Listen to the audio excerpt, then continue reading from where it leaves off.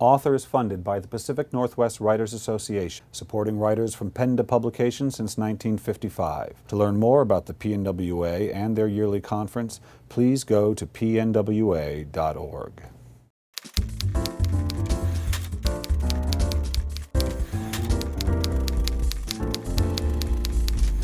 Hi, this is Bill Kenower of Author Magazine, and I'm here at the PNWA's Writers' Cottage in Gilman Village with Charles de Lint, author of the Cats of Tanglewood Forest. Charles, welcome to Author. Oh, thanks for having me. All right, so Charles, this may be hard for you to remember because you've been at this a long time, but can you remember when the idea of story, its value to you, first lit up in your mind? Oh, that's a really good question. You may not be able to remember it, maybe so far back. I'm just trying to think. I mean, I've always loved story. I know that right from when I was a little kid. As a kid, we live in Canada now, and my family immigrated there when I was 4 months old, and we spent a lot of time moving around. We lived in Ottawa, where I live now. We lived in the Yukon. We lived in Turkey, Lebanon, Egypt, and then finally settled in Quebec. And so I did a lot of, it was a lot of amusing oneself. And one of the best ways to amuse oneself is, of course, books. And so at a very early age, I was reading, and I don't think I could have articulated the fact that it was story that interested me, but it definitely, obviously been totally enthralled with it, since from a very, very early age. Yeah. I don't know. I'm going to guess that you're not a strict outliner, although that's my guess. Am I totally wrong? No, not even close. I don't. I don't do it. You don't outline. Okay. Not even remotely. Okay, good. I didn't think you were. So that's how it reminds me of childhood play in that way, which is you're following along, following the pleasure. Yeah, exactly. And when you had games, when you're making up games, you just make it up, and the rules would just get made up, and you go. And when something was not working out because somebody was getting ahead, you go, no, that's against the rules. Right. The rules say this. Right. So I can remember doing that a lot as a kid. We just, making up games for sure. Making up games, so you write fantasy literature, and part of what one does as when one writes fantasy is to make up the rules, don't you? You have to create the rules of your world. Yes. There's our rules, and then there's the somewhat... But there has to be rules. But there has to be rules. Because if there's not rules, there's two things that are important with writing fantasies. One is there has to be rules, and there also has to be a cost for using, when characters use like magical things, there has to be a cost of some sort. Interesting. I had never thought of that. Because otherwise it's not interesting. Otherwise, if you can just do that, you can make up a rule that says, your character can do whatever, whenever. Right. And if they can do that, then in the story, it just becomes less interesting. If they can teleport, for instance, just bop out here and there, that's not as interesting. But if they get a really bad headache when they teleport, or if it makes them really weak, or if something happens, then it becomes more interesting, because then there'll become points where they could have teleported away, but they didn't because they weren't able to, because whatever the rules were. My one rule for my writing when I use magic is it can never solve the real world problem. Yes.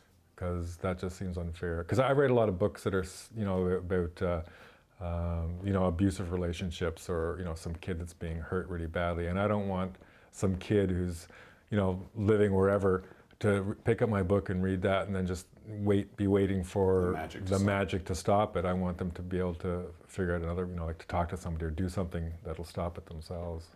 Isn't every story told, whether it's in fantasy or suspense or mystery, ultimately, I think the best journeys are always the inward journey to seek what you're looking for within, however the character gets there. It doesn't really matter the setting, does it? No. Well, that's just another way of saying that it has to be character growth. Yeah. The story that sticks with you is a story where at the end of the story, the character is different, has been changed than they were at the beginning of the story. And that's what your readers will connect to, not the magic. I mean, the magic is nice, but they won't connect to that. Yeah. They may think they are. And even the plot isn't as important. It's that character growth arc. You can have, I always think of it as terms of like the Indiana Jones films. Like they're really, really exciting, and they're really like, they move and they just go. But at the end of the day, nothing made any difference. In terms of emotional growth. Right. And then there's the other spectrum where it's all just emotion and angst and stuff, and that to me is not a very interesting place to be. I like to be in the middle where it's a mix of the two. Right. And so, since you're not an outliner at all, where do you begin in terms of, do you have a character? Do you have a conflict? Do you have a setting? How does it start for you? It's a bit of a mix. Sometimes it's an image I have in my head. Sometimes it's something, it's a character that I just can't get away from. Sometimes it's a question that I have that I want to answer, and then I find out ways to answer it through characters. Yeah. There's all kinds of starts to it. And then basically what I do is I just sit down and I start writing and see where I go. And what I'm looking for at that point is the voice of the character. Because even if I'm not writing in first person, I'm writing in very, tight third person. So you're in that character's head and you only know what that character is thinking. And until I get that voice right, I actually still don't know where it's going. And then once I have now to be honest with you, I usually have I'm doing this backwards, but anyway, I usually do have a theme in mind. I usually have some kind of theme. You do start with something. Yeah, and I know the feeling I want to leave the reader with at the end of the book. I don't know the detail, but I know the emotion I want them to feel at the end of the book. What does Charles de Lint do when if this ever happens, maybe it doesn't happen to you, but what does he do when he's stuck? Not writer's block, but like, I don't know I don't know how I'm going to finish this story.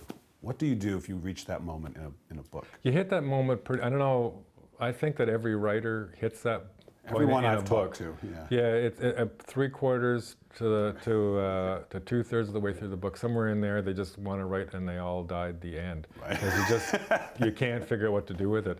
And I just keep. It's harder, but you just keep pushing at it. It's like and you just hope you're going to get that second win, like that an athlete gets when the athlete is running. Because you're kind of in a dialogue with that voice saying, this isn't going to, right? I mean, is that what you're having to learn to negotiate? to me, I don't actually talk to a voice. I don't have that kind of thing happening. But to me, I'm just looking and it's all crap. Everything I'm putting down is just crap, and I lay more crap on top of the crap. But I've learned after this has been happening to me right from the start. That this feeling, yeah. So I've learned, of course, now that just to push through, and because I can always go back and fix it. If it's that bad, I can always go back and do something. But I have to get to the end before I can go back and fix it. And at the end, you kind of really know what the book is, right? Don't you always know what it's about then? Yeah, and sometimes you don't know about it until like 10 years later. Or sometimes you learn it's about something else as well. And often you get that through dialogue. My feeling is that all art is conversation. That's all it is. I like it. And what's so wonderful about it is that we can have conversations with people who are 200-300 years old. Yeah. We see a painting and we get a reaction to it, and so we write something that's basically in response to that. And then somebody else might read that and do some music towards it, and somebody else might go, well, I think that music's very interesting, but I don't see it as a visual thing only. I see it as a movement thing, and then they'll do a dance thing, and then somebody will see that and they'll go, I would love to just put that down on a canvas. You know what I mean? There's this whole conversation that's constantly going on. So one more question for Sure. you. I'd like you to finish the sentence for me. If writing has taught me anything at all, it has taught me what? I don't know. I'm trying to figure out how to articulate this. It's that we're all connected.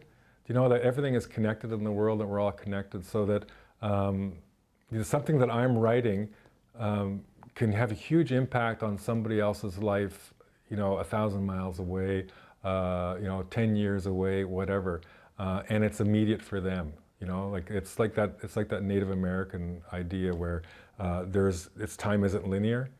It's everything. It's like this is what time is to Western idea, and it's like this to the natives because it's all happening at the same time. Right. And it's that kind of idea. So that's what it's taught me. It's taught me that there's a connection to everything.